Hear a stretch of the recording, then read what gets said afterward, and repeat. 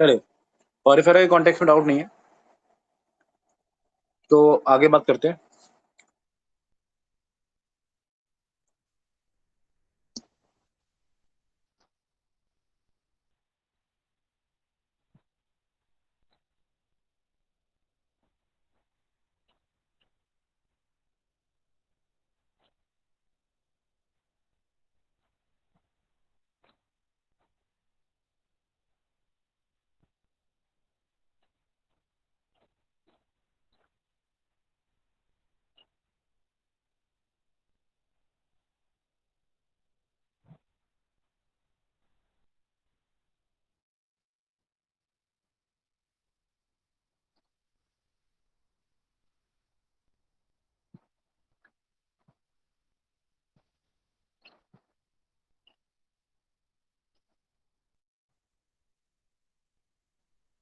Okay, so last time हमने एस्कॉन और साइकॉन type water canal system समझ लिया था।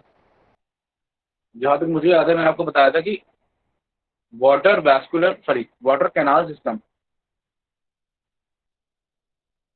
यानी ट्रांसपोर्ट ऑफ वाटर तीन तरीके से हो सकता है, जिसमें से एक है एस्कॉन, दूसरा है साइकॉन और तीसरा है ल्यूकॉन। एक एस्कॉन, दूसरा साइकॉन और तीसरा ल्यूकॉन। अब कॉन्सेप्ट बहुत सिंपल है कि एस्कॉन में सबसे सिंपल वाटर कैनाल सिस्टम था, पानी अंदर आया, स्पॉन्जो सील पर बाहर निकल गया। साइकॉन में थोड़ा अलग था, अलग अलग कैनाल बन गए थे। एक को मैंने बोला था इनकरेंट कैनाल, एक को बोला था मैंने रेडियल कैनाल। तो पानी पानी इनकरेंट कैनाल में आता है, रेडियल कैनाल में आता है, फिर स्पॉन्जोसील में आता है। मतलब पानी ऑस्टिया से डायरेक्ट स्पॉन्जोसील में आने के बजाय पहले इनकरेंट और रेडियल कैनाल में आता है, फिर ऑस्कलम के थ्रू फाइनली बाहर जाता है। अब leucon type of canal system में क्या है ना, और भी बहुत सारे कंप्लीट फोल्ड हो गए और कुछ इंडिपेंडेंट स्ट्रक्चर बन गए हैं। जैसे कि ये आप डायग्राम में देखिए, ये एक इंडिपेंडेंट स्ट्रक्चर बन गया है। तो ये जो पूरा कैनाल है अंदर, इसको हमने एक नाम दिया फ्लैजिलेटेड चैम्बर। ठीक। और एक जो फाइनली देखिए, ऐसे बहुत सारे फ्लैजिलेटेड चैम्बर्स हो गए। अब फाइनली जो पानी है इन फ्लैजिलेटेड चैम्बर से होता हुआ अल्टीमेटली एक जगह मूव कर रहा है। इन फ्लैजिलेटेड चैम्बर से होता हुआ जो पानी है वो देखिए एक ही डायरेक्शन मूव कर रहा है। और फाइनली जो छोटा सा स्ट्रक्चर है पानी का, ये ये इसको हमने नाम दिया एक्सकरेंट कैनाल। तो एक हमारे पास फ्लैजिलेटेड चैम्बर हो गया, एक हमारे पास एक्सकरेंट कैनाल हो गया। फ्लैजिलेटेड चैम्बर की एंट्री प्रोसोपाइल और एक्सकरेंट कैनाल की एंट्री एपोपाइल। तो पानी मूव किस डायरेक्शन में कर रहा है, प्रोसोपाइल से फ्लैजिलेटेड चैम्बर में, और फिर एपोपाइल से होता हुआ एक्सकरेंट कैनाल में। तो ये ऑर्डर ऑफ वाटर हो जाएगा। और फिर फाइनली स्पॉन्जोसील में, हालांकि स्पॉन्जोसील हाईली रिड्यूस्ड होता है, ठीक है, तो इसमें मूव करेगा और अल्टीमेटली ऑस्कुलम से बाहर निकल जाएगा।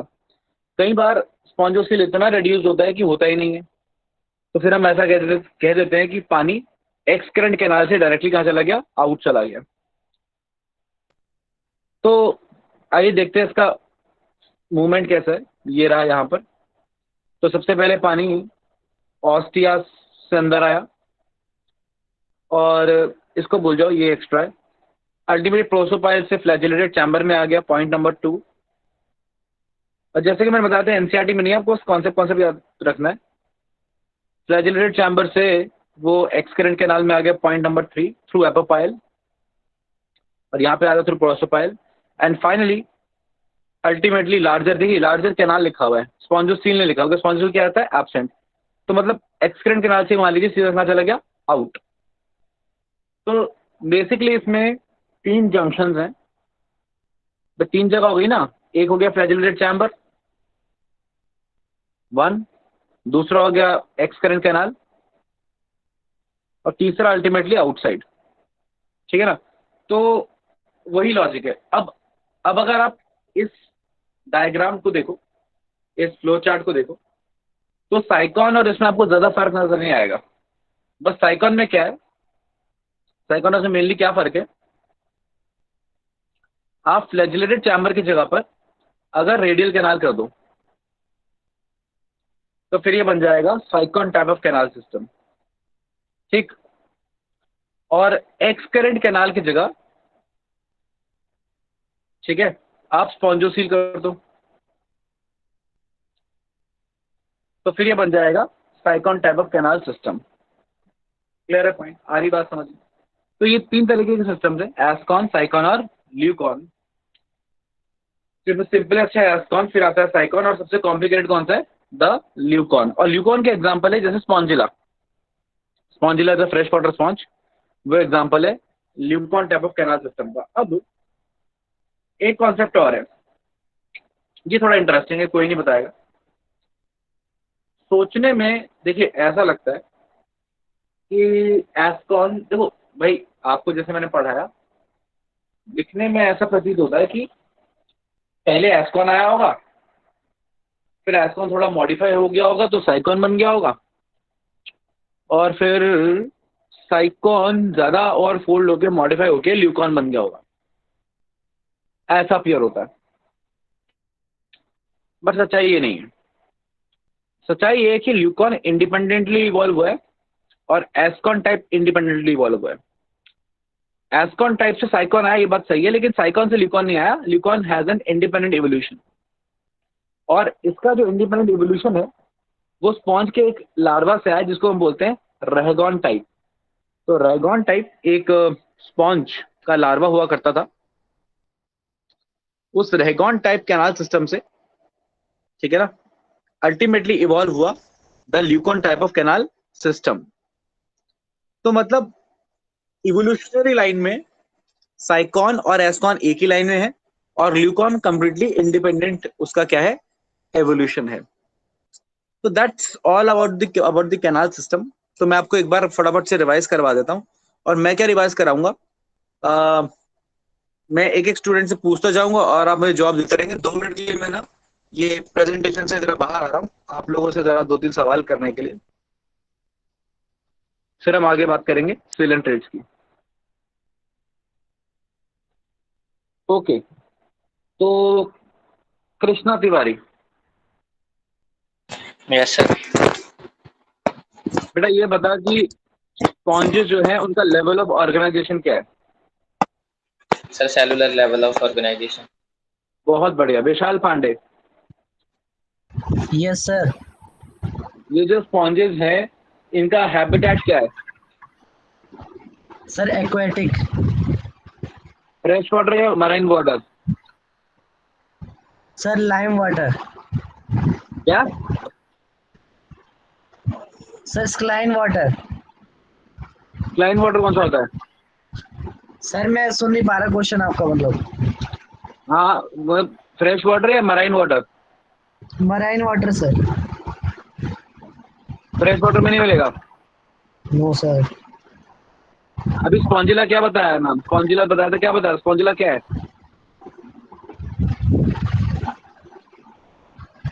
सर अनुभव तिवारी, यस सर। हाँ same question. Sir mainly marine होते हैं, लेकिन कुछ कुछ फ्रेश वाटर स्पॉन्ज भी होते हैं। Very good. चाहत, यस सर। ये स्पॉन्ज रेस्पिरेशन कैसे करता है?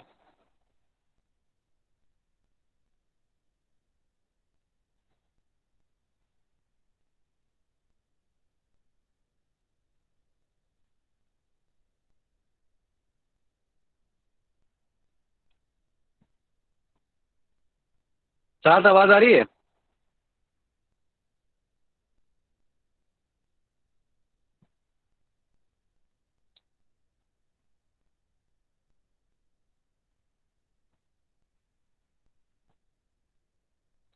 मिली।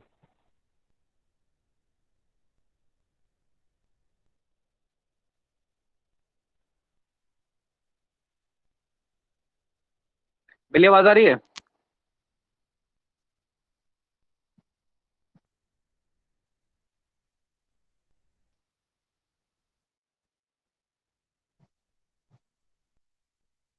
प्रीति, मुस्कान,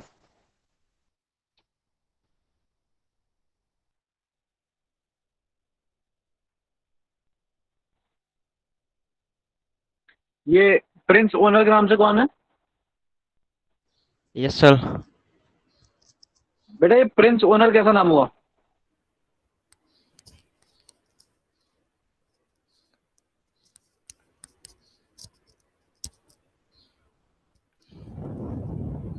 नाम क्या तेरा लड़के? प्रिंस कुमार। क्या नाम है? प्रिंस कुमार। क्या नाम बताया बेटा? Prince Kumar. Prince Kumar. Yes sir. अच्छा, तो ये प्रिंस ओनर का क्या मतलब हुआ? सर बस ऐसे ही अपने अपने से टाइटल लगा दिए। बहुत बढ़िया। अब ये बता, स्पॉन्ज रेस्पिरेशन कैसे करता है?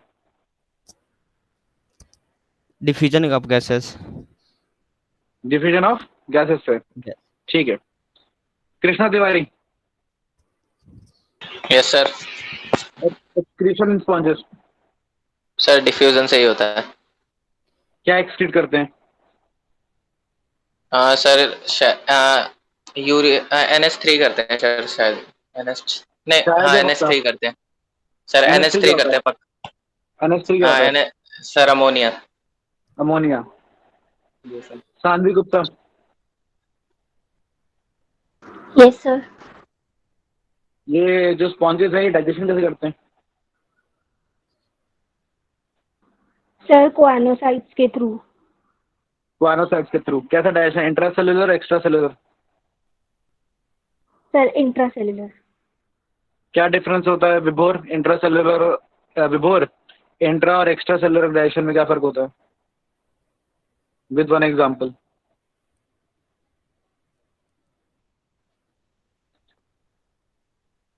विभोर, आवाज आ रही है?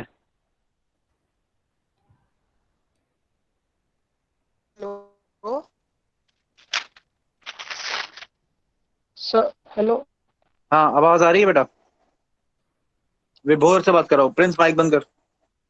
सर, एक बार क्वेश्चन क्वेश्चन क्वेश्चन रिपीट करिए। मैं ये पूछ रहा हूँ कि इंट्रा सेलुलर और एक्स्ट्रा सेलुलर डाइजेशन में क्या फर्क होता है?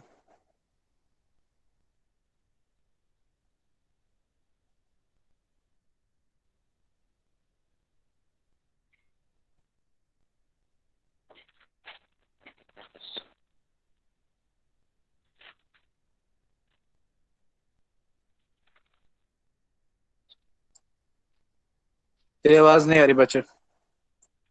Sir intracellular.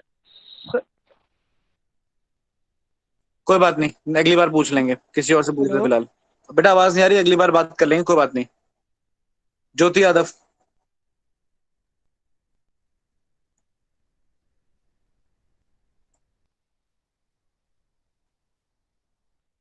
ज्योति यादव, आवाज आ रही है? हेलो। हाँ, आवाज आ रही है बेटा? Yes sir. हाँ, क्या फर्क होता है इंट्रा सेलुलर और एक्स्ट्रा सेलुलर डाइजेशन में? सर इंट्रासेलुलर डाइजेशन में तो डाइजेशन है वो सेल्स के अंदर होता है। अच्छा, और एक्स्ट्रा सेलुलर और में एक्स्ट्रा सेल सर वो सेल के अंदर नहीं होता है। कहाँ होता है?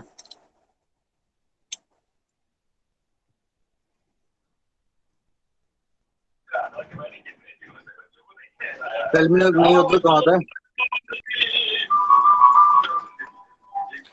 नसीबुन, नसीबुन निसा। कोई बात नहीं बेटा, माइक बंद कर ले। नसीबुन, नसीबुन निसा। यस हाँ बेटा, same question.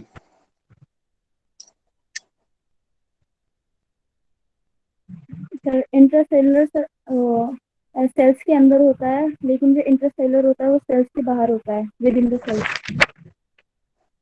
Intra cellular cell के अंदर और एक्स्ट्रा सेलुलर सेल के बाहर।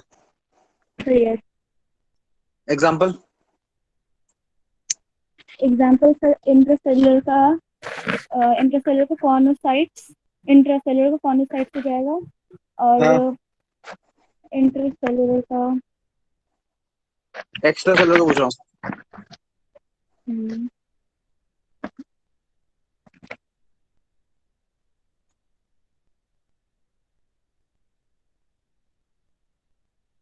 कोई बात नहीं बेटा। Riddhi, same question.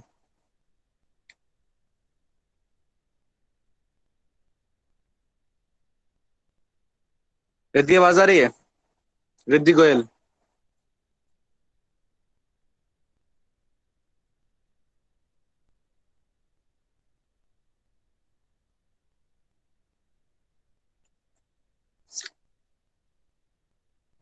ओके चलिए, कोई मुझे बता सकता है कि एक्स्ट्रा सेलुलर डाइजेशन क्या होता है और उसका कोई एग्जांपल बताकर मुझे समझा समझा सके कोई एक इंसान,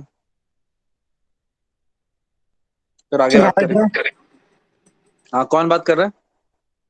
तारिक। हाँ Tariq, continue. Cellular digestion occur outside the cell. An example is Hydra. Example is hydra. अच्छा, तुम्हारा डाइजेशन कैसा होता है? Extracellular. तो ये बहुत सिंपल सा कॉन्सेप्ट है, इसमें कुछ खास नहीं है भाई। फॉर एग्जाम्पल, कोई ऑर्गेनिज्म है, वो फूड अपने सेल के अंदर ले जाके डाइजेस्ट कर रहा है, तो डाइजेशन इज इंट्रासेल्युलर। आपका डाइजेशन कैसा है? आपका डाइजेशन क्या सेल के अंदर जाके हो रहा है? नहीं, आपका सेल तो एक स्पेस में हो रहा है। वो स्पेस कौन सा है? या तो आपके स्टमक के बीच का स्पेस है, या इंटेस्टाइन के बीच का स्पेस है। वहां पे हो रहा है, केमिकल के थ्रू हो रहा है, एंजाइम्स के थ्रू हो रहा है, बाहर सेल्स के बाहर ही हो रहा है ना। तो हमारा डाइजेशन कैसा है? Extra cellular. तो सही बताया कि पॉरीफेरा का डाइजेशन कैसा होता है? इंट्रासेल्युलर होता है।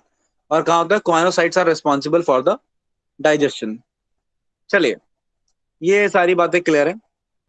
तो अगला सवाल, Akash. Yes sir. Reproduction in sponges. Sir वो मोनोसियस होते हैं। अच्छा, और सेक्सुअल होता है, एसेक्सुअल होता है?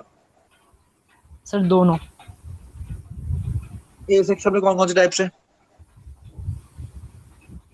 सर रीजनरेशन, अच्छा, और फ्रेगमेंटेशन, और बडिंग बडिंग। और सेक्सुअल में? सर सेक्सुअल में नहीं पता। फर्टिलाइजेशन कहाँ होती है? Yes sir. फर्टिलाइजेशन कहाँ होती है? इंटरनल की एक्सटर्नल? Sir external.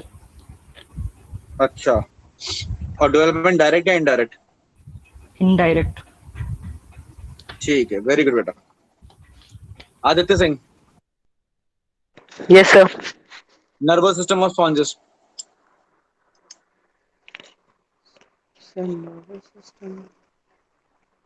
हाँ, टफ है क्वेश्चन, पता है मुझे। Anybody, nervous system of sponges.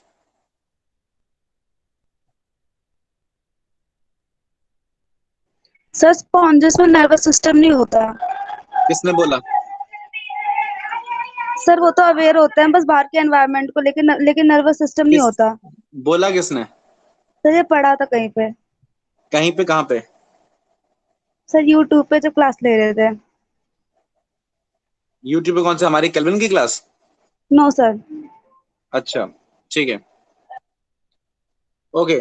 तो ये बात ध्यान रखिएगा, ये बताना भाई आप इम्पोर्टेंट है, मैं बताने वाला हूँ कि जो नर्वस सिस्टम है उसका एवोल्यूशन सिलेंट्रेट्स में हुआ है। पॉरीफेरा के पास कोई वेल डिफाइंड नर्वस सिस्टम नहीं होता, ऐसा हम कहते हैं। क्यों कहते हैं? क्योंकि हमें कोई ऐसे सेल नहीं पता जो न्यूरॉन्स की तरह बिहेव करते हो।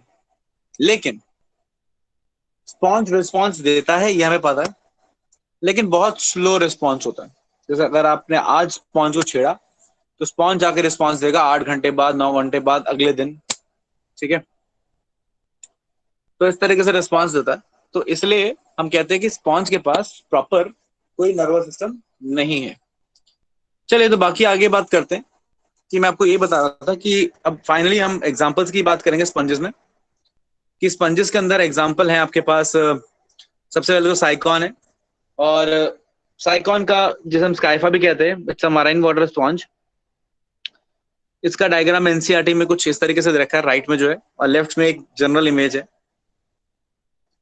और फिर स्पॉन्जिला है, the fresh water sponge. Again right में उसका एनसीईआरटी का डायग्राम है, लेफ्ट में उसका ओरिजिनल डायग्राम है। Spongilla is the fresh water sponge, यही मैंने बताया था कि is also example of leucon type of canal system.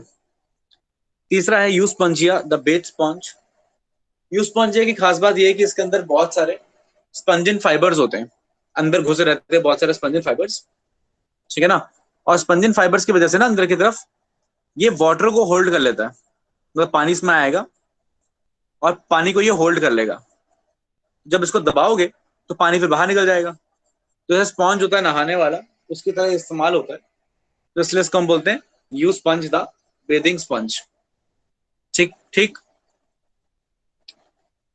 Next next है यू प्लेक्टिला।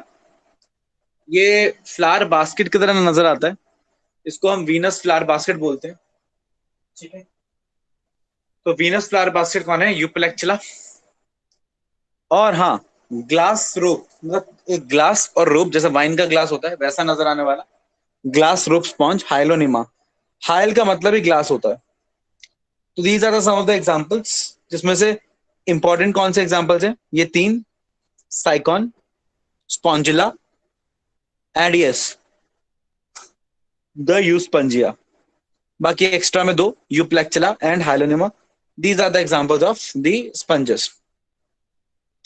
तो आज हम स्पंज की बात नहीं करेंगे, आज हम बात करेंगे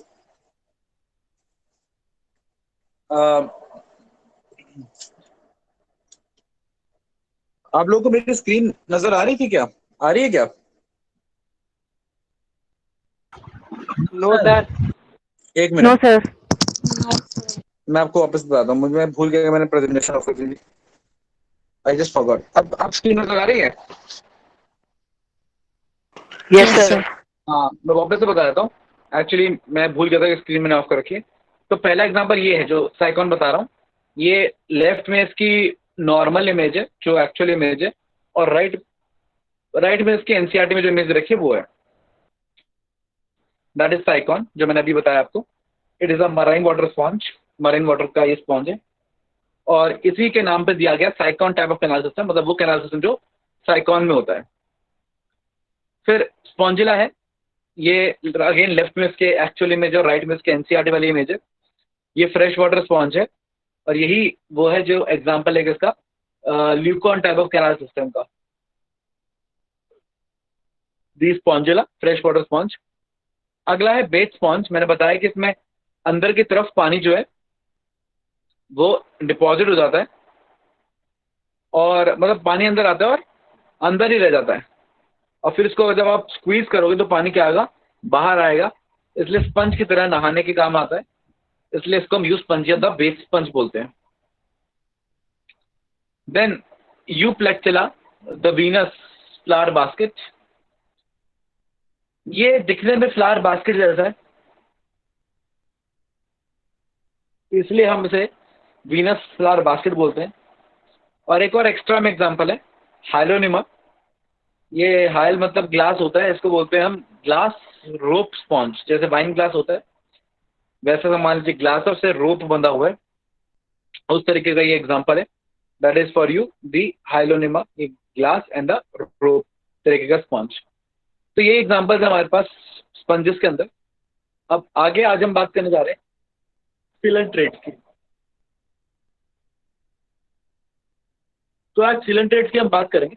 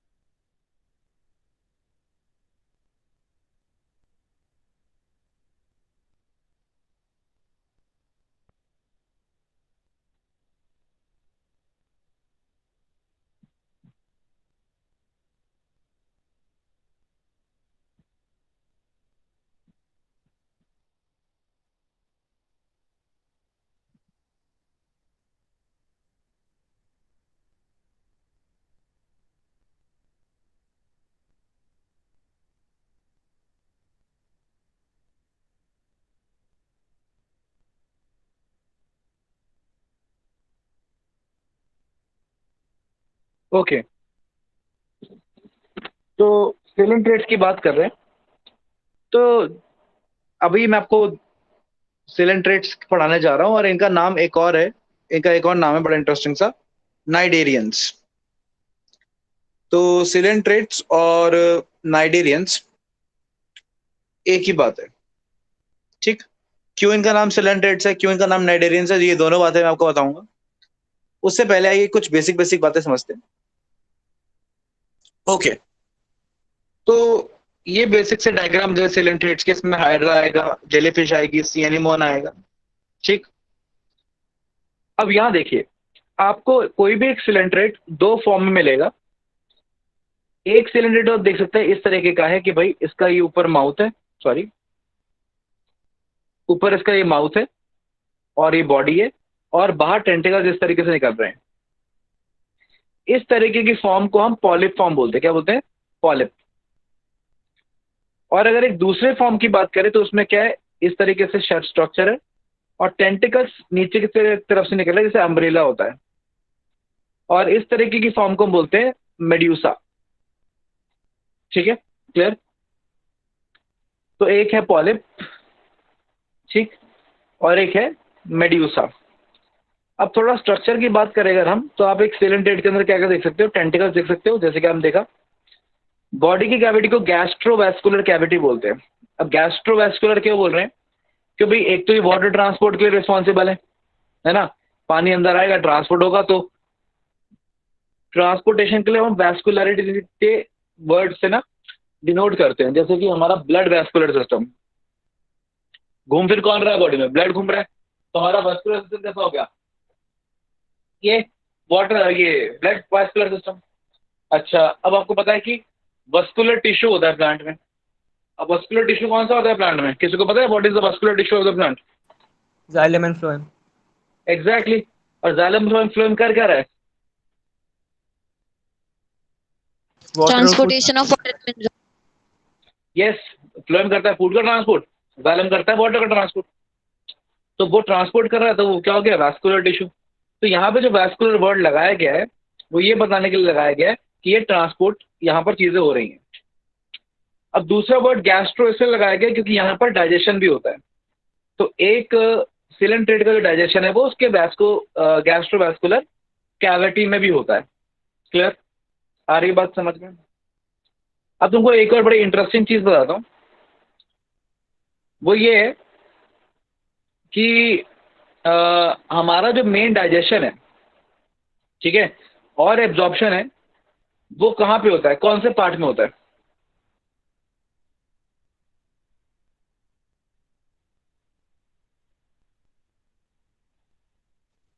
स्मॉल इंटेस्टाइन। Small intestine. हाँ, इंटेस्टाइन में होता है। अब देखो ध्यान समझना, इंटेस्टाइन के लिए हम एक वर्ड यूज करते हैं एंटेरॉन।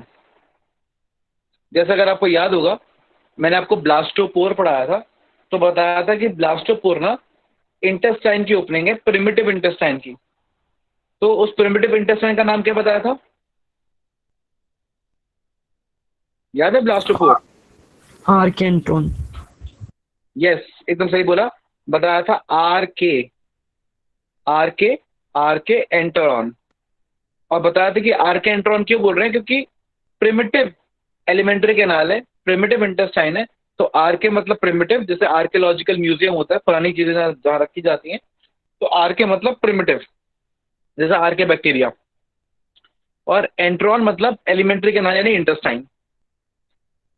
अब आप ये देखिए कि इसकी जो ये गैस्ट्रोवैस्कुलर कैविटी है, ठीक भाई, इसमें डाइजेशन भी होता है और एब्जॉर्प्शन भी होता है।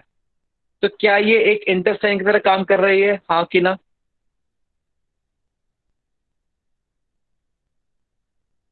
कर रही नहीं कर रही है?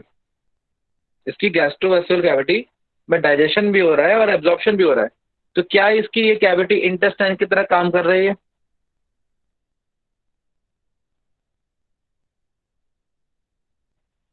Yes sir. Very good. तो अगर ये इंटेस्टाइन की तरह काम कर रही है, तो क्या मैं इसको एंट्रॉन बोल दूं?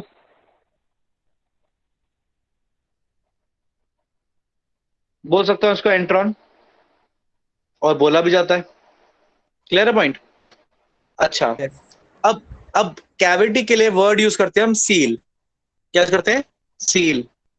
कैविटी के लिए वर्ड यूज हो गया सील। तो ये कैविटी है जो कि किसकी तरह बिहेव कर रही है? एंट्रॉन की तरह। तो सील प्लस एंट्रॉन क्या बन गया? सीलेंट्रॉन। और जिसके पास सीलेंट्रॉन हो वो क्या हो गया? सीलेंट्रेट।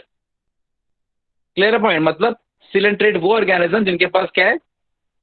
सील, एक कैविटी जो बिहेव करती है इंटेस्टाइन की तरह। तो hence the name is coelenterates. तो नाम क्लियर हो गया? कोई डाउट?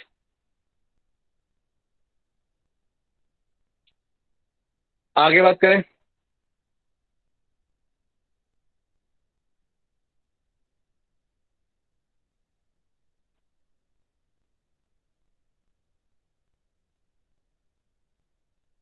ये क्लियर है? आगे बात करें।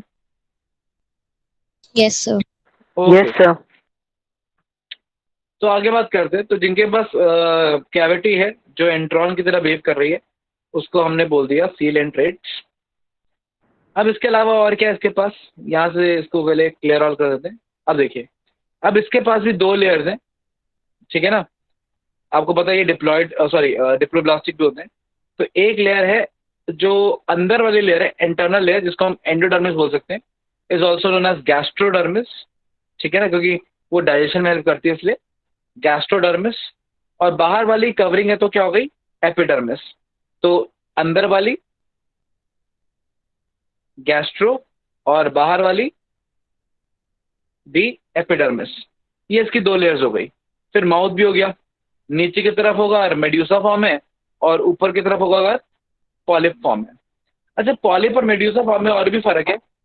पॉलिप और मेड्यूसा जो फॉर्म्स होती है ना, ये किसी ऑर्गेनिज्म में पॉलिप फॉर्म डोमिनेंट होगी और किसी ऑर्गेनिज्म में मेड्यूसा फॉर्म डोमिनेंट होंगी, और किसी ऑर्गेनिज्म के अंदर दोनों फॉर्म्स ही हो सकती हैं। मतलब कोई ऑर्गेनिज्म सिर्फ पॉलिप फॉर्म में भी हो सकते हैं। जैसे कि अगर मैं हाइड्रा की बात करूं तो हाइड्रा एक ऐसा ऑर्गेनिज्म है, आपको पता है ना, हाइड्रा का डायग्राम हमने देखा होगा। जैसे कि मैं आपको दिखाऊं, इसी डायग्राम में सबसे पहले हाइड्रा का डायग्राम बनाया गया था। तो अगर मैं आगे बढ़ूं यहाँ पे, ये देखिए, ये जो ग्रीन वाला है वो क्या है? हाइड्रा है। तो आप हाइड्रा को ध्यान से देखो तो हाइड्रा कौन सी फॉर्म नजर आ रही है? पॉलिप। पॉलिप। पॉलिप, है ना? पॉलिप। और ये जेलीफिश, ये कौन सी फॉर्म नजर आ रही है? मेड्यूसा। मेड्यूसा। मेड्यूसा, है ना? और सी एनिमोन, पॉलिप। पॉलिप। सी एनिमोन ऐसे होता है ना? तो सी एनिमोन और हाइड्रा हो गया, ये पॉलिप फॉर्म्स हैं।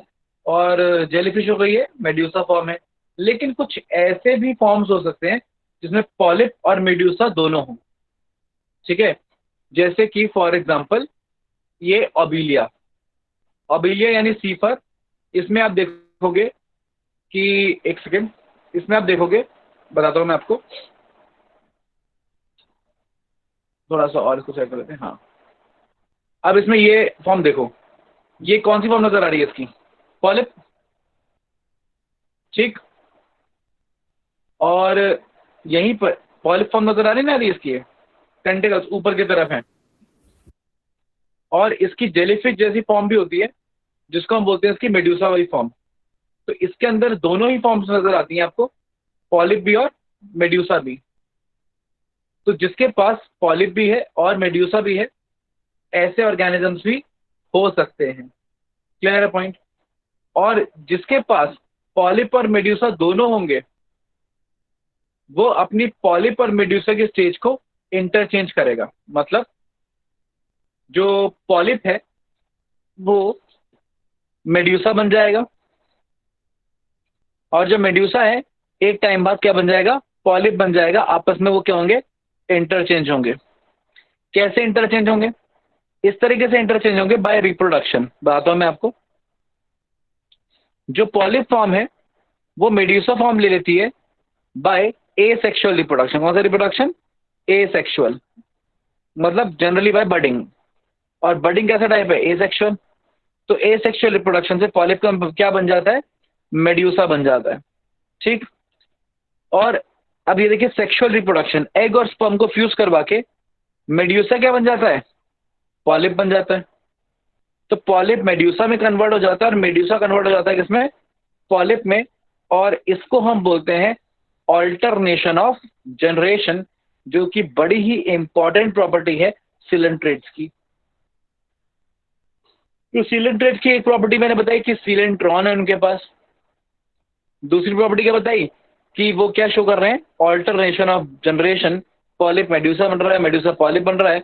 अगर मेड्यूसा से पॉलिप बनाना है तो सेक्सुअली बनाओगे, और पॉलिप से मेड्यूसा बनाना है तो कैसे बनाओगे?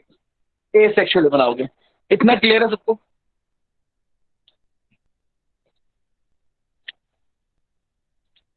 इतना क्लियर है सबको?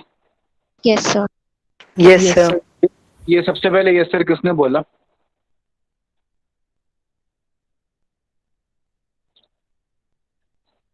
ये सबसे पहले किसी एक फीमेल स्टूडेंट की आवाज आई थी जिसने यस सर बोला था। क्या नाम है बेटा? श्रद्धा। श्रद्धा। हाँ श्रद्धा, एक दो सवालों का जवाब दोगी तुम श्रद्धा मुझे? ठीक है, ओके सर। दोगी? ओके, पहला सवाल बेटा ये बता कि क्या हाइड्रा के पास मेड्यूसा फॉर्म है? सर पॉलिप है। मेड्यूसा है या नहीं है?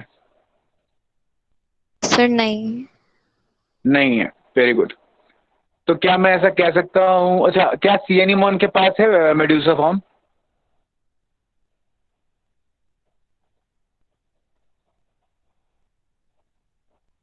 यस सी एनीमोन नो कैसा सर नो होता है? सर। सी एनीमोन के पास मेड्यूसा फॉर्म पॉलिप होता है ना, उसका मेड्यूसा फॉर्म नहीं है। तो क्या ये हाइड्रा या सी एनीमोन पॉलिप से मेड्यूसा, मेड्यूसा से पॉलिप बनेंगे? Yes sir can be. बेटा हाइड्रा के पास है ही नहीं मेड्यूसा फॉर्म, तो पॉलिप से मेड्यूसा कैसे बनेगा? अगर बन रहा होता तो मैं बोल देता ना किसको मेड्यूसा फॉर्म है। Yes sir. तो मतलब हाइड्रा के पास मेड्यूसा फॉर्म नहीं है, और सी एनीमोन के पास भी मेड्यूसा फॉर्म नहीं है। Yes sir. तो इसका मतलब हर सिलेंट्रेट के पास मेड्यूसा फॉर्म या जरूरी नहीं पॉलिप फॉर्म भी हो किसी मेड्यूसा के पास, जैसे कि जेलीफिश। Yes sir. तो इसका मतलब ये हुआ कि मैं ये नहीं कह सकता कि all coelenterates exhibit alternation of generation. Yes sir. ठीक है, तो ये मैं सबको क्लियर कर देता हूं कि सिलेंट्रेट्स की प्रॉपर्टी है अल्टरनेशन ऑफ जनरेशन, लेकिन सारे सिलेंट्रेट्स की प्रॉपर्टी नहीं है। मेरा पॉइंट आ रही बात समझ में? अच्छा, मुझे एक दो सवाल और पूछने हैं, कौन देगा जवाब श्रद्धा के अलावा? श्रद्धा से तो बात हो गई।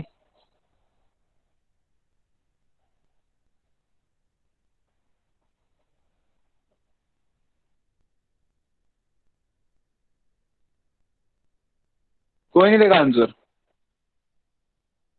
मैं ज्यादा मुश्किल सवाल नहीं पूछूंगा, कॉन्सेप्ट बताने के लिए कुछ दो सवाल पूछूंगा, बेसिक बेसिक।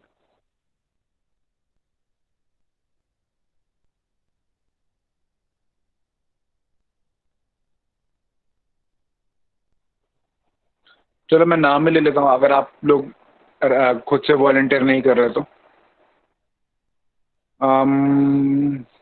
मिली?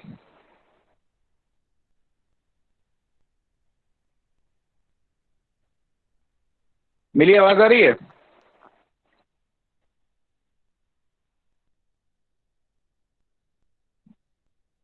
नहीं आ रही। Very good.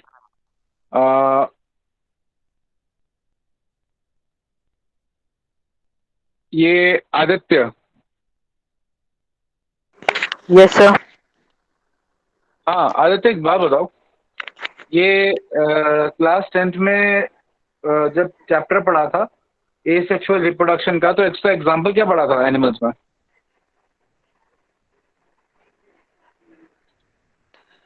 एनिमल्स के अंदर सर प्लेनेरिया। प्लेनेरिया पढ़ा था? बडिंग का एग्जाम्पल? नहीं सर, बडिंग का एग्जांपल हाइड्रा। हाइड्रा पढ़ा था ना? और हाइड्रा कौन है? Yes sir. अच्छा, हाइड्रा है कौन? सिलेंट्रेट्स। सिलेंट्रेट्स है, मतलब हाइड्रा बडिंग करता है? Yes sir. Very good. अच्छा, अब मुझे एक बात बताओ कि हाइड्रा जब बडिंग करेगा तो बडिंग करके उससे बनेगा क्या? एक दूसरा हाइड्रा यस सर। जो हाइड्रा जैसे दिख रहा होगा? Yes sir. हाइड्रा पॉलिप है, यस सर है। तो उससे बनने वाला हाइड्रा भी पॉलिप होगा। यस सर बिल्कुल। तो मतलब हाइड्रा बडिंग करके यानी एसेक्सुअल रिप्रोडक्शन करके पॉलिप बना सकता है। यस सर बना सकता है। एग्जैक्टली लेकिन मैं यहाँ पर अल्टरनेशन जनरेशन में क्या पढ़ा रहा हूँ कि भाई जो पॉलिप है उसने तो बडिंग करके क्या बनाया, मेड्यूसा। हाँ सर है। तो मैं गलत पढ़ा रहा हूँ कि जो पहले बात हमने तो जो तो अभी को उससे पहले अभी जो कॉन्सेप्ट की बात कर रहे हैं वो गलत है कि क्या गलत है? दोनों में से एक बात तो गलत होगी। सर हाइड्रा के पास मेड्यूसा फॉर्म ही नहीं है। एग्जैक्टली ठीक है, मैं यही सबको समझाने जा रहा हूँ कि देखिए एनसीईआरटी में लिखा है, बहुत साफ साफ लिखा है कि पॉलिप एसेक्सुअल रिप्रोडक्शन करके मेड्यूसा बनाता है। बिल्कुल सही है, लेकिन एनसीईआरटी में कहीं पे भी ये मेंशन्ड नहीं है या लिखा नहीं है कि जब भी एक पॉलिप एसेक्सुअल रिप्रोडक्शन करेगा तो मेड्यूसा ही बनेगा। ये नहीं होता। पॉलिप एसेक्सुअल रिप्रोडक्शन करके मेड्यूसा बना सकता है, ये बात सही है, लेकिन वो एसेक्सुअल रिप्रोडक्शन करके वापस पॉलिप भी बना सकता है। बेटा सिलेंट्रेट की सिर्फ बडिंग ही प्रॉपर्टी नहीं है, सिलेंट्रेट की एक प्रॉपर्टी और है, रीजनरेशन। कल को तुमने हाइड्रा को 2 टुकड़ों में काट दिया और नया हाइड्रा बन गया तो वो भी तो एसेक्सुअल रिप्रोडक्शन है। तो उसमें क्या हुआ, पॉलिप से पॉलिप बना। तो पॉलिप से पॉलिप भी बन सकता है बाय एसेक्सुअल रिप्रोडक्शन। अब जरा जेलीफिश के बारे में सोचो, जेलीफिश के पास पॉलिप नहीं है, तो जब जेलीफिश सेक्सुअल रिप्रोडक्शन करेगा तो वो क्या बनाएगा? सोचो, जब जेलीफिश सेक्सुअल रिप्रोडक्शन करेगा तो क्या बनाएगा?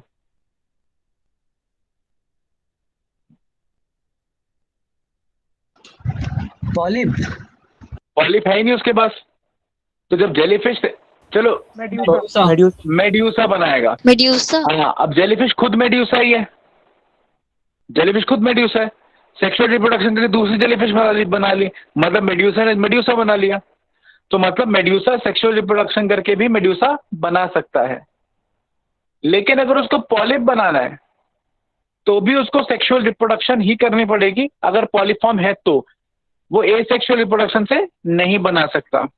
तो कॉन्सेप्ट ये नहीं है कि जब भी सेक्सुअल रिप्रोडक्शन होगी तो पॉलिप ही बनेगा ना।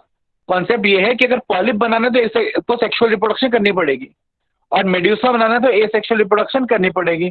मतलब सेक्सुअल रिप्रोडक्शन से मेड्यूसा नहीं बनता, पॉलिप से मेड्यूसा नहीं बनता। मतलब सेक्सुअल रिप्रोडक्शन से पॉलिप से मेड्यूसा नहीं बनता, पॉलिप से मेड्यूसा सिर्फ एसेक्सुअल रिप्रोडक्शन से बन सकता है, और मेड्यूसा से पॉलिप सिर्फ सेक्सुअल रिप्रोडक्शन से बन सकता है। ये है कॉन्सेप्ट, ना कि ये कि पॉलिप से पॉलिप भी बन सकता है, मेड्यूसा से मेड्यूसा नहीं बन सकता, या पॉलिप सेक्सुअल रिप्रोडक्शन नहीं कर सकता, या मेड्यूसा सेक्सुअल रिप्रोडक्शन नहीं कर सकता। ये कॉन्सेप्ट नहीं है। पॉलिप एसेक्सुअल सेक्सुअल दोनों रिप्रोडक्शन कर सकता है, मेड्यूसा भी एसेक्सुअल सेक्सुअल दोनों रिप्रोडक्शन कर सकता है, लेकिन जब भी पॉलिप को मेड्यूसा बनाना होगा वो एसेक्सुअल से बनाएगा, और मेड्यूसा को पॉलिप बनाना होगा तो वो सेक्सुअल से बनाएगा। ये कॉन्सेप्ट है, ये समझ गए? क्लियर है पॉइंट? Yes sir. हाँ, तो बाकी स्टूडेंट की तरह ना आधे कॉन्सेप्ट में मत रहना, ध्यान रखना कि एनसीईआरटी बिल्कुल ही ये नहीं बोलती कि पॉलिप सिर्फ एसेक्सुअल रिप्रोडक्शन करेगा या सेक्सुअल करेगा। वो तो बस ये बोलती है कि अगर उसको मेड्यूसा बनाना है तो उसे एसेक्सुअली ही बनाना पड़ेगा, और मेड्यूसा को पॉलिप सेक्सुअली ही बनाना पड़ेगा। ये इंपॉर्टेंट है। चलिए, अब आप समझ गए तो आगे बात करते हैं। अब आगे मैं आपको इसकी थोड़ी एनाटॉमी बता रहा हूँ कि भाई बाहर की तो गैस्ट्रोडर्मिस है, अंदर की एपिडर्मिस है, बीच में क्या है? बेटा बीच में है इसकी लेयर मेसोग्लिया। बीच में क्या है? मेसोग्लिया। मेसोग्लिया क्या है ना, मेसोग्लिया में 2 चीजें बड़ी इंपॉर्टेंट है। मेसोग्लिया में कुछ पहले तो न्यूरॉन्स है, ठीक है ना। अब ये न्यूरॉन्स का पूरा एक नर्वस सिस्टम का नेट बना देते हैं। जाल समझते हो? जाल जैसे वॉलीबॉल का नेट होता है, वैसे न्यूरॉन्स का एक पूरा नेटवर्क है, और ये पूरे के पूरे मेसोग्लिया में फैला हुआ है। अब यहाँ पे देखो, इस तरीके से मान लो पूरे का पूरा एक नेटवर्क फैला हुआ है मेसोग्लिया में, किसका? न्यूरॉन्स का। लेट्स से पे हर जगह न्यूरॉन्स है। अच्छा, क्या कोई सिलेंट्रेट के पास कोई हेड होता है? क्या सिलेंट्रेट का हेड डिफाइंड है? सर नो सर, हाँ कोई सर डिफाइंड नहीं है, क्योंकि जो हेड है वो डिफाइन कब हुआ है, प्लैटिहेलमिंथस में हुआ है, तो हेड तो डिफाइंड ही नहीं है। अब हेड नहीं है तो कोई एक कोऑर्डिनेटिंग सिस्टम नहीं है। किसी का माइक ऑन है, ऑफ कर लीजिए। तो जैसे हमारे बॉडी में क्या है, हमारा टॉप मोस्ट पे ना हेड है, हमारा सर है, और उस सर में हमारा ब्रेन है। ठीक है ना, हम ऐसे ही है ना कि सर में हमारा क्या है, ब्रेन, और वो ब्रेन पूरी बॉडी को ना डायरेक्शन दे रहा है कि भाई तू ये कर, तू वो कर, तू फलाना कर, तू ढकाना कर। तो जो मेन कोऑर्डिनेटिंग चीज है वो हमारे ब्रेन में है, और हमारा brain along with spinal cord मिलके बनाता है हमारा सेंट्रल नर्वस सिस्टम। कौन सा nervous system? Central nervous system, जो फैसले लेंगे कि भाई ये काम होगा। ठीक है ना, जो मेन गवर्निंग बॉडी है, जैसे हमारे प्राइम मिनिस्टर नरेंद्र मोदी जी जो मेन फैसला लेंगे, ठीक है, वो क्या हो गया, सेंट्रल नर्वस सिस्टम।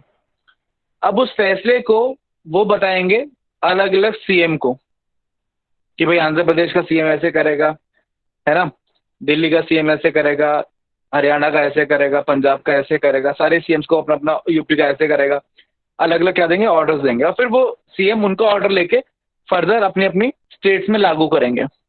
तो जो चीफ मिनिस्टर्स हैं वो एक तरीके से क्या हो गया, दी पेरिफेरल नर्वस सिस्टम। जैसे आपके हाथ में न्यूरॉन्स आ रहे हैं, भाई आपको अपना हाथ अगर मूव करना है तो हाथ को बताना पड़ेगा ना कि तुम मूव कर, हाथ की मसल्स को मूव करना पड़ेगा, हाथ की बोन को मूव करना पड़ेगा।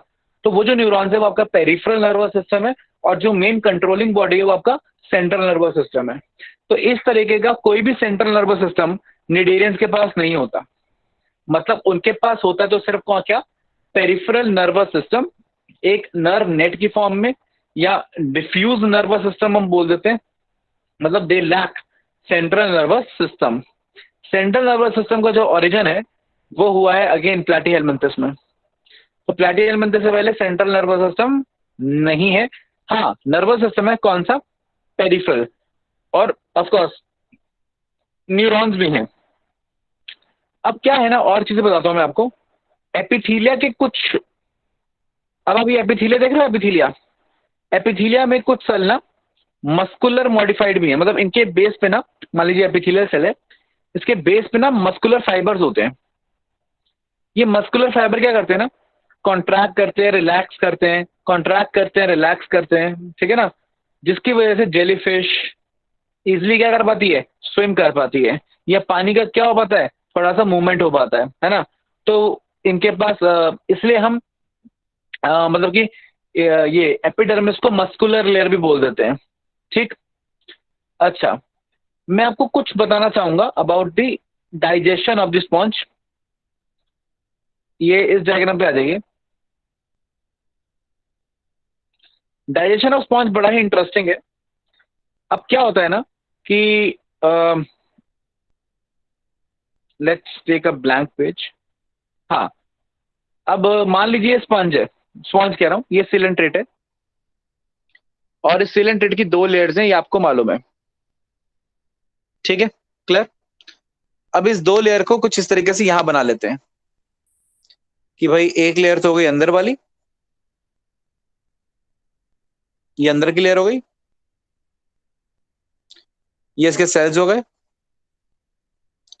ये इन सेल के पास ये सिलिया टाइप का स्ट्रक्चर हो गए, और कुछ सेल हो गए ग्लैंडुलर। ग्लैंडुलर मतलब कुछ एंजाइम्स अपनी बॉडी में रखने वाले, ठीक। और ये लेयर हो गई बाहर की, है ना, ये बाहर की लेयर हो गई, ठीक। ऐसे कुछ होता है। अब लेट्स से कि फूड अंदर आया, फूड यहां से अंदर आया। अब जैसे ही फूड अंदर आएगा ना, इसको फूड मान लेते हैं, जैसे ही फूड अंदर आया, इसका एक मिनट कलर चेंज करते हैं, इरेज कर देते हैं इसको। ये पिंक कलर से दिखा रहा हूं, ये फूड आ गया, ये पिंक कलर से फूड अंदर आ गया, मतलब कि मान लीजिए फूड अंदर आ गया। अब जैसे ही फूड अंदर आएगा ना पानी के थ्रू, ये जो एंजाइम्स हैं जो गैस्ट्रोडर्मिस के पास हैं, जो सेक्रेटरी गैस्ट्रोडर्मिस है, ये अपने एंजाइम्स जो है वो रिलीज कर देगी। अपने एंजाइम्स क्या कर दिए, रिलीज कर दिए, है ना। अब एंजाइम्स रिलीज करे तो ये जो फूड है इसके टुकड़े हो गए छोटे छोटे। तो बेटा एक बात बताओ, ये किस तरीके का डाइजेशन हुआ, इंट्रा सेल्युलर हुआ कि एक्स्ट्रा सेल्युलर हुआ? Extra cellular. एक्स्ट्रा सेल्युलर, ठीक है ना, वेरी गुड। लेकिन ये कंप्लीट डाइजेशन नहीं होता, अभी कुछ डाइजेशन बाकी है, क्लियर। तो क्या होता है ना, ये जो मैंने बताया ना कि इनके पास ये फ्लैजिला टाइप के स्ट्रक्चर है, ये फ्लैजिला है ना, ये फ्लैजिला बीट करते हैं और बीट करके इस फूड को डायरेक्ट कर देते हैं सेल के अंदर, क्लियर। और फिर जो बाकी बचा कुचा डाइजेशन है वो इस सेल के अंदर इसका फर्दर डाइजेशन होता है, क्लियर पॉइंट। तो इसमें दो तरीके के डाइजेशन हुए। जो पहला डाइजेशन हुआ वो कैसा हुआ, एक्स्ट्रा सेल्युलर, और जो दूसरा डाइजेशन हुआ सेल के अंदर जाके भी हुआ तो डाइजेशन कैसा हुआ, इंट्रा सेल्युलर। इसलिए हम सिलेंट्रेट्स में अगर कहें कि डाइजेशन कैसा होता है तो आप क्या बोलोगे, इंट्रा सेल्युलर कि एक्स्ट्रा सेल्युलर? बोथ, है ना। और आप ऑर्डर भी बता सकते हो कि first extra cellular and then intra cellular, या सिंपल लाइन में extra cellular followed by intra cellular. कोई डाउट? सर इनका कोई स्पेसिफिक इस टाइप ऑफ डाइजेशन का कोई स्पेसिफिक नाम नहीं है? नहीं, इसको हम कोई स्पेसिफिक नाम नहीं देते, हम बोलते हैं बोथ तरीके का हो रहा है, आधा एक्स्ट्रा आधा इंट्रा। हाँ, बस इतना जरूर बोल सकते हैं कि इनका जो डाइजेशन हो रहा है वो गैस्ट्रोवैस्कुलर कैविटी में हो रहा है, ये जरूर बोल सकते हैं हम, क्लियर। कोई डाउट? No sir. ओके, अच्छा, इसके अलावा दो इंपॉर्टेंट सेल्स और हैं इनके पास, आप देख सकते हैं, एक है सेंसरी सेल्स और एक है इंटरस्टिशियल सेल्स। अभी जो सेंसरी सेल्स है और इंटरस्टिशियल सेल्स है, पहले मैं सेंसरी सेल की बात करता हूं। सेंसरी सेल्स एक निडेरियन को आसपास की इंफॉर्मेशन देता है। भाई निडेरिया अपने रिएक्ट करता है ना, लेकिन जैसे जैसे आप हो, आपकी जो इंफॉर्मेशन है वो ब्रेन के पास जा रही है, एनवायरनमेंट की को टच कर रहा है, कोई आवाज आ रही है, हाँ, सारी इंफॉर्मेशन, तो उसको सेंस तो कोई ना कोई स्ट्रक्चर कर रहा है ना। जैसे ईयर सेंस कर रहा है कोई वॉइस को, आई सेंस कर रही है विजन को, तो वैसे इसके बाद भी सेंसरी सेल्स होते हैं जो आसपास के एनवायरनमेंट का केमिकल नेचर या टच, इन सबको सेंस करते हैं और इंफॉर्मेशन देते हैं किसको, न्यूरॉन्स को। इसके अलावा इसके पास इंटरस्टिशियल सेल्स हैं। क्या नाम बताया बेटा मैंने बोला इंटरस्टिशियल सेल्स। अच्छा, आपको याद है ये पॉलीफेरा के पास आर्कियोसाइट्स है? Yes sir. याद है पॉलीफेरा के पास? हाँ, तो आर्कियोसाइट्स क्या कर रहे थे, आर्कियोसाइट्स? सर सर वो टोटी फॉर्मेशन हो रहा है। बहुत ही बढ़िया, वो टोटिपोटेंट सेल्स से पॉलीफेरा अगर डिग्रेड हो जाता है या खत्म हो जाता है तो जो जिसको भी उसकी जगह लेनी होती वो डिवाइड करके उसकी जगह ले लेते हैं, दैट टोटिपोटेंट सेल्स। बेटा जैसे पॉलीफेरा में आर्कियोसाइट्स होते हैं ना, वैसे ही सीलेंट्रेट्स के अंदर इंटरस्टिशियल सेल्स होते हैं, और उनका फंक्शन क्या रहता है कि अगर सीलेंट्रेट कहीं भी डिग्रेड हो गया या उसका पार्ट कहीं टूट गया तो डिवाइड करके उन सेल्स की जगह ले लेना। इसलिए मैंने बोला कि coelenterates also show what, regeneration. क्या शो करते हैं, रीजनरेशन। क्लियर है पॉइंट? आगे बात करें।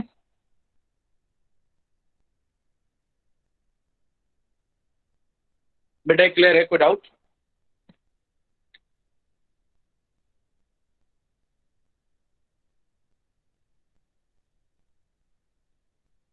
मेरी आवाज आ रही है आप लोगों को? इंटरस्टिशियल सेल की बात क्लियर है?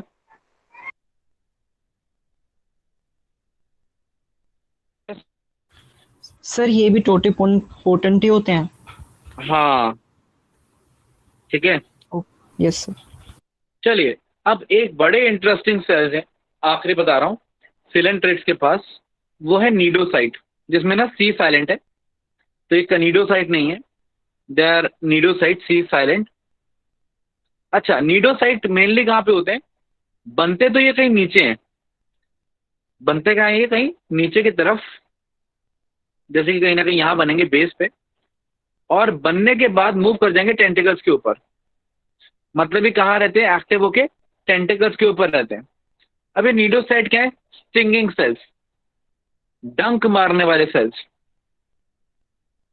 ठीक है, ये जो है ये स्टिंग करते हैं, इसलिए इनको हम क्या बोलते हैं? स्टिंगिंग सेल्स बोलता है। ये इनका थोड़ा डायग्राम देखते हैं। ये तो ये हमारे पास एक नीडोसाइट है, मतलब एक स्टिंगिंग सेल है, और इसका क्या फंक्शन है? बहुत ही सिंपल सा, स्टिंग करना। और स्टिंग करेगा क्यों? अब आप मेरी बात समझेगा ध्यान से।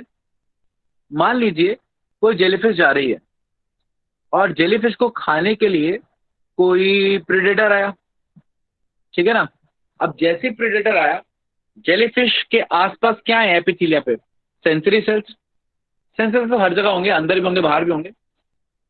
सेंसरी सेल्स ने सेंस किया कि भाई कोई आया है। सेंस करने के बाद न्यूरॉन्स को इन्फॉर्मेशन दी, और न्यूरॉन्स ने नीडो साइट्स को इन्फॉर्मेशन दी, स्टिंगिंग सेल्स को इन्फॉर्मेशन दी, और स्टिंगिंग सेल ने एक स्टिंग की तरह, मतलब इसका ये जो स्टिंगिंग ऑर्गन है अंदर, आप थ्रेड देख रहे हो, ये थ्रेड जो अंदर कॉइल्ड है, ये थ्रेड एकदम से अचानक से स्पीड से क्या हुआ? बाहर आया।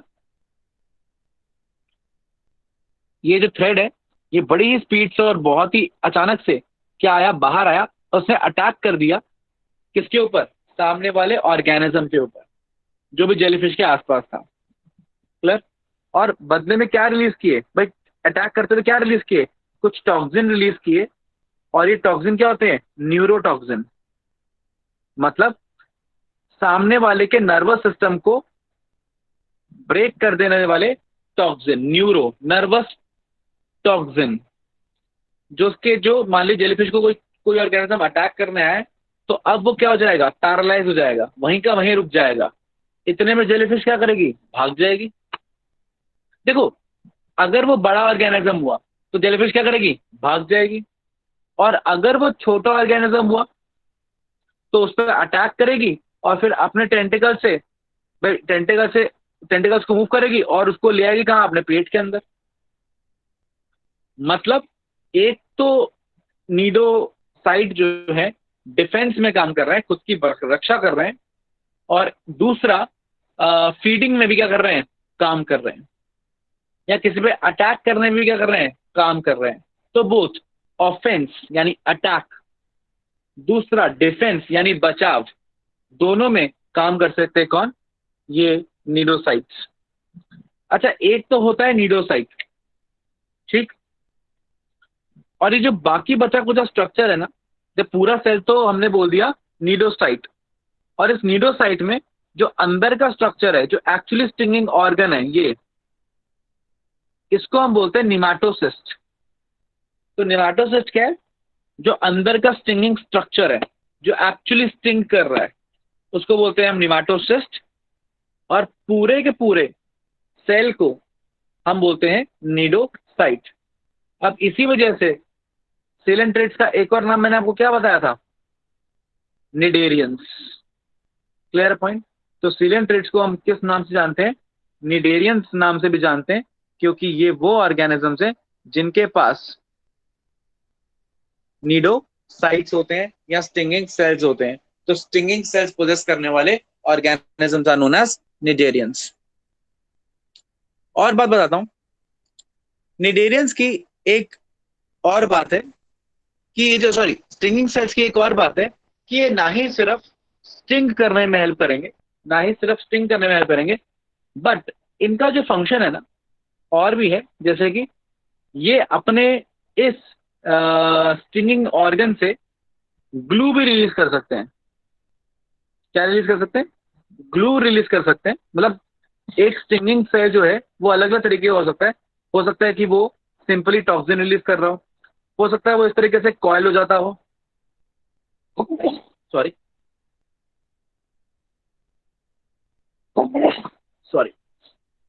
अगर वो कॉइल हो गया, तो जब कॉइल होगा ना, तो वो क्या करेगा?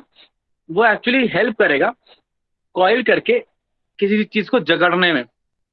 मान लीजिए लेट्स से जेलीफिश ही है, उसको कहीं एक जगह रुकना है, तो उसने अपना नीडोब्लास्ट रिलीज किया, स्टिंगिंग ऑर्गन रिलीज किया, और रिलीज करके कोई लीफ वगैरह है, कोई डंडी वगैरह है, ठीक है ना, लच्छे कोई डंडी है, ठीक है ना, उस डंडी पे अपने नीडोसाइट से इस तरह के घुमा के डंडी को पकड़ लिया, किससे, अपने स्टिंगिंग सेल से।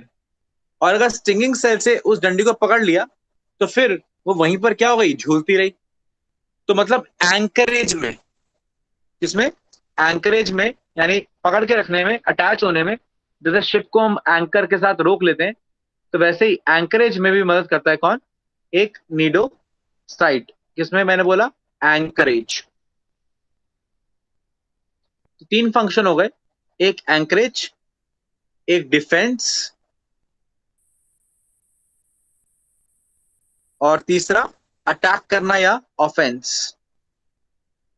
तो खाना खाने के लिए, खुद को बचाने के लिए, और टहलने के लिए, और एक ही जगह स्विम करने के लिए भी हेल्प किए जा सकते हैं नीडो ब्लास्ट। ये बात क्लियर है? किसी को कोई डाउट?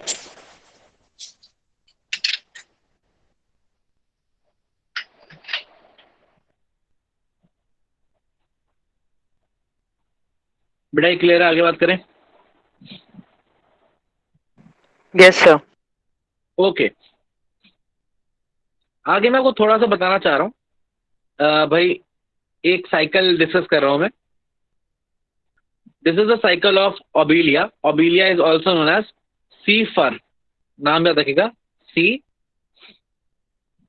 फर, सी फर बोलते हैं। मैं ओबिलिया की खास बात क्या बता रहा हूँ, देखिए ओबिलिया में क्या होता है ना, ओबिलिया की एक पूरी कॉलोनी है। अब आप पूछेंगे ओबिलिया को मैं कॉलोनी क्यों बोल रहा हूँ? ओबिलिया की पूरी कॉलोनी इसलिए बोल रहा हूँ क्योंकि इसमें अलग अलग बर्ड्स होती हैं। ये तो 1 2 3 बर्ड्स दिखा रखे ना, ये सब इसके बर्ड्स हैं। लेकिन ये बर्ड्स ना सारी की सारी बर्ड्स अलग अलग फंक्शन कर रही हैं। कोई डाइजेशन में हेल्प कर रही है, कोई एसेक्सुअल रिप्रोडक्शन में हेल्प कर रही है।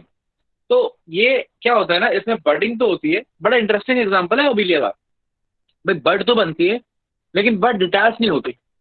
बर्ड पेरेंट ऑर्गेनिज्म के साथ ही रहती है और रहकर कुछ काम करती रहती है और सब मिल के रहते हैं।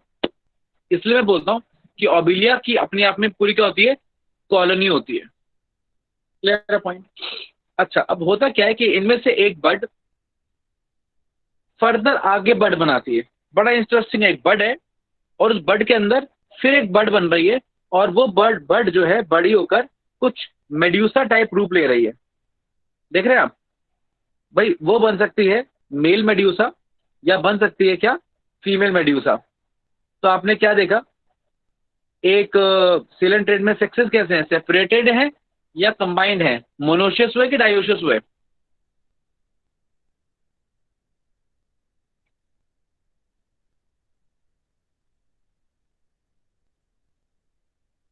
बेटा एक मेल बर्ड बनी और एक फीमेल बर्ड बनी। एक को मेल मेड्यूसा बोला, एक को फीमेल मेड्यूसा बोला। अब ये बताओ कि ये सिलेंट्रेट्स मोनोशियस हुए कि डायोशियस हुए? Sir dioecious. हाँ, अगर जनरली देखें तो डायोशियस हुए हैं। तो लेकिन जो पॉलिप है उसमें तो एक ही सेक्स है। अब देखो, मैं सिंपली अगर हाइड्रा का भी एग्जांपल ले लूं सिंपली, तो हाइड्रा 2 फॉर्म में आता है। हाइड्रा 2 फॉर्म में आता है। एक फॉर्म हाइड्रा की कैसी है, बाइसेक्सुअल, और एक कुछ फॉर्म्स हाइड्रा की कैसी है, यूनिसेक्सुअल। तो मतलब आप ये ऐसा बोल सकते हो कि जो ये है क्या नाम है इसका, सिलेंट्रेट्स, ये मोनोशियस भी हो सकते हैं और डायोशियस भी हो सकते हैं। तो ये मत सोचेगा कि सिर्फ मोनोशियस होते हैं, ये मोनोशियस और डायोशियस दोनों ही हो सकते हैं। जिसमें जनरली मेड्यूसा कैसा होता है, डायोशियस, और पॉलिप को तो हम जनरली क्या बोल देते हैं, monoecious. Sorry, I am sorry, medusa को बोल देते हैं हम मोनोशियस, और सॉरी मेड्यूसा को बोल देते हैं हम डायोशियस, और पॉलिप को बोल देते हैं मोनोशियस। खैर, तो कॉन्सेप्ट ये है कि ये मोनोशियस डायोशियस दोनों हो सकता है। अब देखिए आगे क्या हुआ, आगे बड़ा इंटरेस्टिंग है कि जो फीमेल मेड्यूसा है उसने एग रिलीज किया, बहुत बढ़िया। मेल मेड्यूसा ने स्पर्म रिलीज किया, बहुत बढ़िया, फर्टिलाइजेशन हो गई पानी में बाहर, क्या बन गया? जाइगोट। बेटा किस तरह का फर्टिलाइजेशन हुआ, इंटरनल या एक्सटर्नल? एक्सटर्नल। एक्सटर्नल, ठीक। फिर जाइगोट डेवलप हुआ, जाइगोट डेवलप होने के बाद स्लोली ग्रेजुअली 4 से स्टेज ब्लास्टुला बना, और ब्लास्टुला बनने के बाद क्या बना? लार्वा। बेटा डेवलपमेंट कैसे हुई, डायरेक्ट या indirect? Indirect. Indirect. Indirect, indirect development होती है। लार्वा का नाम प्लानुला लार्वा होता है, PLANULA, प्लानुला लार्वा। खैर सब में लार्वा नहीं होता, जैसे कि हाइड्रा का एक एक्सेप्शन है जिसमें लार्वा नहीं है, लेकिन मोस्टली होता है तो हम बोल देते हैं कि डेवलपमेंट इज इनडायरेक्ट। फिर ये लार्वा जमीन पे सेटल हो गया और डेवलप करता करता पूरा का पूरा क्या बन गया? ओबिलिया बन गया। Clear point? तो बेटा आपने क्या देखा, मेड्यूसा ने कौन सा रिप्रोडक्शन इस्तेमाल किया वापस ओबिलिया बनाने के लिए, मतलब वापस पॉलीफॉर्म बनाने के लिए? Sexual reproduction. और ये जो मेड्यूसा है ये इस पॉलीफॉर्म से कैसे बना था? बडिंग के थ्रू। तो कैसा था ये? एसेक्सुअल, है ना? आ रही बात समझ में? तो यही कॉन्सेप्ट है कि पॉलिप मेड्यूसा बनाता है असेक्सुअली और मेड्यूसा पॉलिप बनाता है सेक्सुअली। तो ये पॉइंट आपको क्या रखना है, याद रखना है, और ये बहुत ही इंपॉर्टेंट पॉइंट है। खैर एक एग्जांपल और लेता हूं मैं आपको, इंटरेस्टिंग है, जेलीफिश का एग्जांपल है। अब आप ये जेलीफिश देखिए, जेलीफिश मेनली मेड्यूसा फॉर्म में होती है। अब इसमें आप देखो क्या डिफरेंस है, आप डिफरेंस में नोट कीजिएगा साथ में। एक है इसमें मेल मेड्यूसा, एक है फीमेल मेड्यूसा।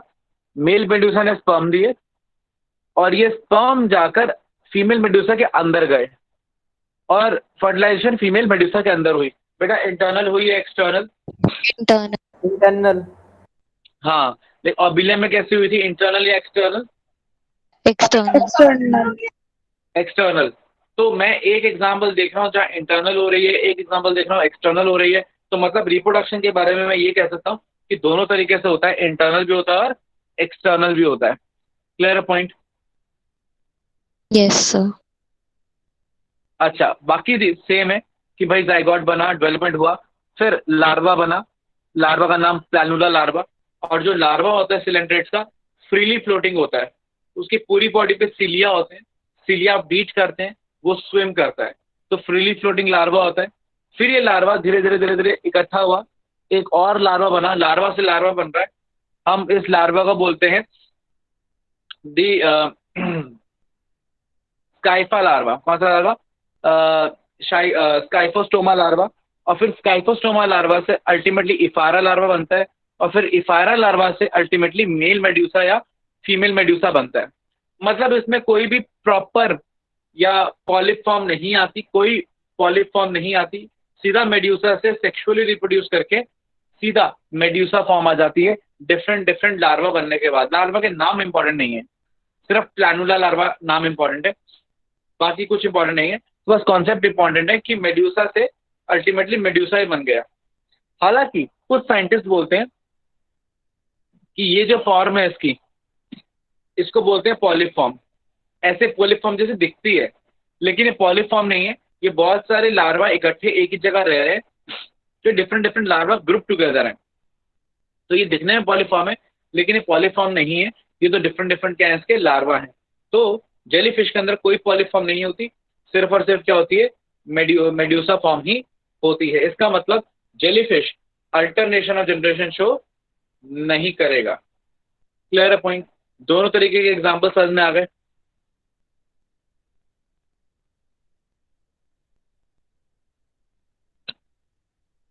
तो ये एग्जांपल मैंने आपको इसलिए बताया ताकि आपको समझ में आ जाए कि ओबिलिया के अंदर किस तरीके से अल्टरनेशन ऑफ जनरेशन हो रही है, कैसे जनरेशन चेंज हो रही है, पॉलिप से मेड्यूसा, मेड्यूसा से पॉलिप। और इंटरेस्टिंग बात यह है कि जब ये मेड्यूसा यहाँ पर जी रहा है ना, घूम फिर रहा है, उस टाइम पे पॉलिप खत्म नहीं हो गया, पॉलिप और मेड्यूसा बना रहा है। मतलब एक ही ऑर्गेनिज्म की दो फॉर्म्स साइमल्टेनियसली एग्जिबिट कर हो रही हैं, साथ साथ में रह रही है। तो बड़ा ही इंटरेस्टिंग फिनोमेना है सीलेंट्रेट्स के अंदर, लेकिन सब में नहीं है। खैर अब मैं आपको आगे यही मेन बातें, अब आपको सारी बातें वापस से रिवाइज करा देता हूँ। तो डाइजेशन कैसा हुआ इसके अंदर? Intracellular as well as extracellular. इसमें add and extracellular add नहीं किया मैंने, उसे ऐड कर लीजिएगा। लिखते हुए आप ये लिखेंगे कि डाइजेशन जो है वो इंट्रासेल्युलर प्लस एक्स्ट्रा सेल्युलर है। ठीक है। अच्छा, रेस्पिरेशन कैसे हो रहा है? Bye diffusion of gases. Excretion again sponges की तरह डिफ्यूजन ऑफ गैसेस की तरह से ही होगा। एंड ऑफ कोर्स पानी के थ्रू डिफ्यूज करेंगे तो मेनली क्या डिफ्यूज करेंगे? अमोनिया डिफ्यूज करेंगे, तो ये भी अमोनोचिलिक होते हैं। नर्वस सिस्टम डिफ्यूज टाइप या नर्व नेट। सिर्फ पेरिफेरल नर्वस सिस्टम प्रेजेंट होता है, सेंट्रल नर्वस सिस्टम क्या होता है? एब्सेंट होता है। न्यूरॉन्स ए पोलर टाइप के होते हैं। भाई ए पोलर टाइप न्यूरॉन्स में क्या होते हैं? जैसे नॉर्मल न्यूरॉन्स तो आपने ऐसे देखे होंगे, क्यों भाई? न्यूरॉन का डायग्राम ऐसे देखा है ना हमेशा भाई, ऐसा न्यूरॉन देखा है जो नीचे बनाया मैंने, इसमें डेंड्रॉन, साइटॉन और एक्सॉन होता है, क्यों? Yes, sir. Yes, sir. हाँ, इस न्यूरॉन की जनरली क्या होती है? पोलैरिटी होती है कि डायरेक्शन ऑफ इम्पल्स ये है। ठीक, इसको हम बोलते हैं पोलर न्यूरॉन। लेकिन ये सिलेंट्रेट्स में ऐसे न्यूरॉन नहीं मिलते। सिलेंट्रेट्स में जो न्यूरॉन मिलते हैं वो एपोलर होते हैं, मतलब कि सिंपली उसमें साइटॉन होता है और उसकी डिफरेंट डिफरेंट ब्रांचेस होती है, बस खत्म। इस तरीके के, मतलब उसमें कोई एक्सॉन नाम की चीज नहीं होती, सिर्फ डेंड्रॉन और साइटॉन होता है। तो ऐसे न्यूरॉन्स को हम बोलते हैं एपोलर न्यूरॉन्स। और ये सारे न्यूरॉन्स आपस में क्या कर रहे होते हैं? इंटरेक्ट कर रहे होते हैं, ऐसे ही डेंड्रॉन इंटरेक्ट कर रहे होते हैं। ठीक है ना? इसलिए पूरा का पूरा इंफॉर्मेशन एक तरीके से एक न्यूरॉन से दूसरे न्यूरॉन में एक तरीके से डिफ्यूज होकर जाती रहती है। तो हम बोलते हैं डिफ्यूज टाइप नर्वस सिस्टम या नर्व नेट। और न्यूरॉन्स मैंने आपको बताई दी कि एपोलर न्यूरॉन्स होते हैं। रिप्रोडक्शन अभी आपको बताया, मोनोशस हो सकते हैं, डायोशस भी हो सकते हैं। सेक्सुअल और एसेक्सुअल रिप्रोडक्शन दोनों ही प्रेजेंट है। एसेक्सुअल कौन सा है? बर्डिंग है, हाइड्रा में पढ़ा है आपने। रीजनरेशन है, मैंने आपको बता ही दिया। ठीक है। और रीजनरेशन क्यों है? क्योंकि टोटिपोटेंट सेल्स है, कौन से? Interstitial cells. डेवलपमेंट इनडायरेक्ट है, प्लानुलर अलार्वा है, लेकिन हाइड्रा के अंदर डेवलपमेंट कैसी है? डायरेक्ट। तो ये भी क्या है? डिफरेंस है। ठीक, तो ये सब बेसिक बेसिक ओवरऑल पॉइंट्स हो गए किसके बारे में? सिलेंट्रेट्स के बारे में। और एग्जाम्पल्स, एग्जाम्पल्स में मैंने शायद वो एक एग्जाम्पल की स्लाइड ऐड करनी थी, मेरे ख्याल से I just forgot to add. एक मिनट, मैं आपको एग्जाम्पल्स बता देता हूँ। I had the pictures.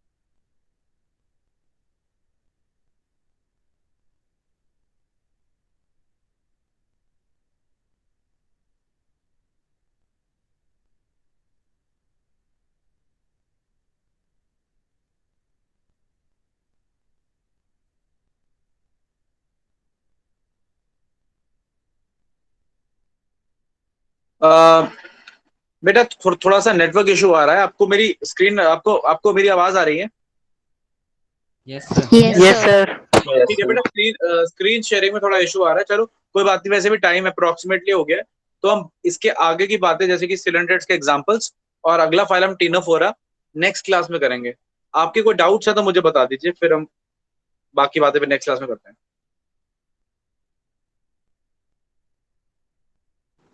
Sir हाँ प्रियांशु। सर ये डाइजेशन इंट्रा सेल्यूलर कैसे हो गया? एक्स्ट्रा सेल्यूलर था ना? हाँ तो मैंने आपको बताया ना कि डाइजेशन मैंने सिर्फ इंट्रासेल्युलर लिखा था, वो बाय मिस्टेक उसमें ऐड कर लीजिएगा intra cellular and extra cellular. Sir extra cellular के बाद इंट्रा सेल्यूलर कैसे होगा? भाई एक्स्ट्रा सेल्युलर जो डाइजेशन होता है वो कंप्लीट नहीं होता, फूड बस छोटे छोटे टुकड़ों में टूट जाता है। लेकिन Yes. तभी डाइजेशन तब होगा ना जब उसे एकदम सिंपलर फॉर्म में ब्रेक कर दोगे, जैसे स्टार्च से सीधा ग्लूकोज बना दोगे, तो वो जो Okay. बचा कुचा काम है वो काम सेल के अंदर जाके फिर हो रहा है। ओके ठीक है। सर वो जो मोनोशियस होते हैं वो हाँ। स्पर्म और एग एक साथ मतलब प्रोड्यूस करते हैं या अलग अलग टाइम पर? नहीं, जो मोनोशियस होंगे, ठीक है, जो मोनोशियस होंगे वो भी सीजनल होंगे, या तो एक टाइम पे स्पर्म प्रोड्यूस करेंगे, एग प्रोड्यूस करेंगे। अगर ऐसा नहीं होगा तो सेल्फ फर्टिलाइजेशन हो जाएगा, और सेल्फ फर्टिलाइजेशन नोन नहीं है, ठीक है ना। सिलेंड्रेट्स में होता है तो क्रॉस ही होता है, स्पंजेस और सिलेंड्रेट्स दोनों में क्रॉस फर्टिलाइजेशन ही है। Okay sir. सर ह्यूमंस में इंट्रासेल्युलर डाइजेशन भी होता है? ह्यूमंस में नहीं, एक्स्ट्रा सेलुलर ही होता है। हम पूरी तरीके से डाइजेस्ट करने के बाद ही फाइनली एब्जॉर्ब करते हैं। Okay okay sir. हाँ, अगर आप एग्जैक्टली बात बोल रहे हो, यस। और कोई?